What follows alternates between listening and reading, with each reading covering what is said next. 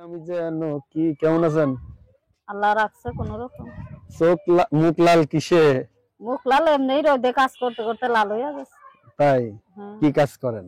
এই মানুষের বাসা বাড়িতে কাজ করি। কি কাজ? বাসা বাড়িতে রান্না বান্না করি, কাপড় হ্যাঁ। চোপড় ধুয়া দেই, ঘর দুয়ার মুছা দেই মানুষের। বাড়িতে কে আছে?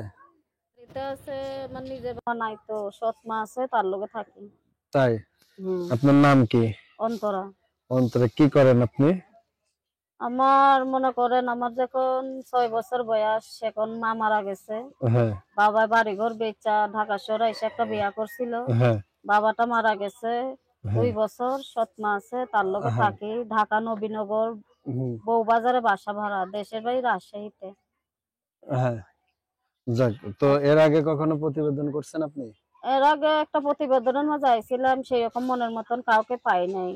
তারপরে আবার আরেকটা প্রতিবেদনের মাঝে আইছি, যদি মনের মতন সেরকম কাউকে পাই যে আমার দায়িত্ব নিতে পারবে, সে যেরকমই হোক, বয়স্ক হোক কি তার বউ বাচ্চা থাকে, আমার তাতে সমস্যা নাই। আমি তাকে, সে যদি আমার দায়িত্ব নিয়ে পাশে থাকতে পারে, আমি তাকে ভালোবাসা বিয়ে শাদী করতে হুম চাই। হুম। হ্যাঁ। এখন আপনি কি চাচ্ছেন?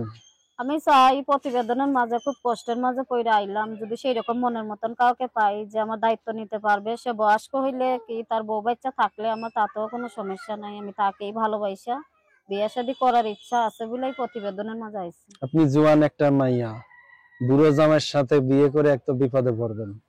ওই মানুষেরা বলে, বয়স্ক মানুষের মনের দুঃখ কষ্ট বুঝে, যুবক মানুষ তো বুঝবে না। যেন আমি একটা সুন্দর মেয়ে, আমাকে বিয়া করলো, আমার থেকে আরেকটা সুন্দরী মায়া দেখলে তার পিছে দৌড়াইবো, আর বয়স্ক মানুষ তো দৌড়াইবো না। বয়স্ক মানুষে ভাববো যে আমি বয়স্ক কালে একটা সুন্দরী মায়া বিয়া করছি, আমি আশা করি তাকে নিয়ে সংসার করে সারা জীবন কাটাইতে চাই। আপনারা মেয়ে মানুষ যা শুরু করেছেন, আর কিছুদিন পরে আমাদের মতো ইয়ং ছেলে পেলে বিয়ে করতে হবে না। সবাই যদি বুড়ো মানুষ বিয়ে করেন, আমরা কারে বিয়ে করবো? এখন সেইটা হইলো আল্লাহর ইচ্ছা। না, আল্লাহর ইচ্ছা কেমনে?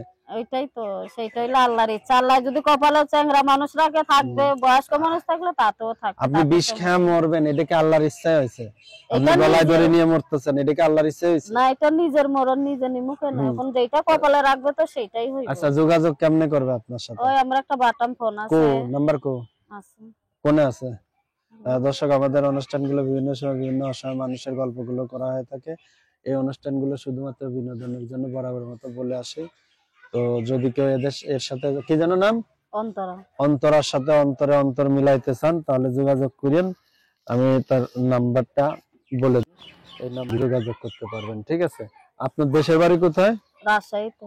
রাজশাহী। হ্যাঁ। এই মোবাইল পুড়িয়ে গেছে কেমবা? এমনি পুড়ে গেছে গা, মানুষের বাড়ি কাজ করতে করতে।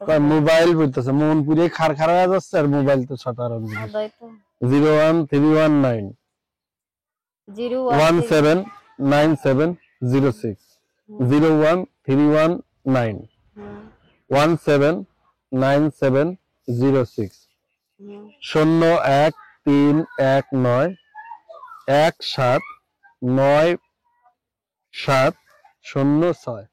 দর্শক, আমরা অনুষ্ঠানের শেষ পর্যায়ে, দর্শকদের কিছু বলার আছে? দর্শক ভাইদের কাছে বলতে চাই যে ভাইরা, প্রতিবেদনের খুব কষ্টের মাঝে পইরা প্রতিবেদনের মাঝে আইছে, যদি মনের মতন কেউ আমার দায়িত্ব নিতে পারেন, যদি মনের মতন হইতে পারেন, তাইলে আমার নাম্বারটা প্রতিবেদনে দেওয়া আছে। মনে যদি ভালো লাগে, কথাবার্তা শুনে ভালো লাগে, তাইলে ফোন দিও, কথাবার্তা বইলা দেখবা। যদি ভালো লাগে, পাশে থাকলে, দায়িত্ব নিলে আমিও ভালোবাসা বিয়ে